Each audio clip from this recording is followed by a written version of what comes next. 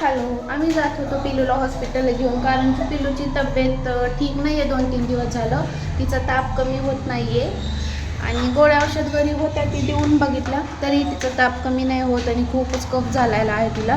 म्हणून आम्ही आता जातो आहे हॉस्पिटलमध्ये. तर बघूया आता पिलूचं काय रिॲक्शन येते हॉस्पिटलमध्ये गेल्यानंतर. मला तर वाटतं खूप रडेल ते डॉक्टरला बघून. तिचं दरवेळेसचं असतं की डॉक्टरला बघून ती खूप रडायला लागते. आणि आम्ही हॉस्पिटलमध्ये पोहोचलो होतो आणि इथं पिलूचा नंबर आला नव्हता. त्यानंतर नंबर आला आणि तिने एवढा धिंगाणा केला तिथं काय सांगू, एवढं रडली. पण मी ते शूटही करू शकले नाही. त्यानंतर आम्ही औषध वगैरे घेऊन घराकडे निघालो होतो.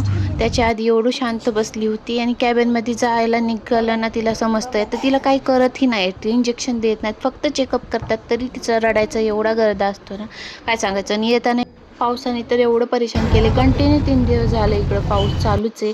त्यानंतर घरी आल्यानंतर पिलूला औषध वगैरे सगळं भाजून घेतलं. त्यानंतर स्वयंपाक केला आणि छान असं पेस्ट्री खाल्ली. त्यानंतर छान असं जेवण केलं. तर असा होता आजचा आमचा दिवस. Bye bye. भेटू नेक्स्ट व्लॉगमध्ये. सबस्क्राईब करा, लाईक करा, शेअर करा.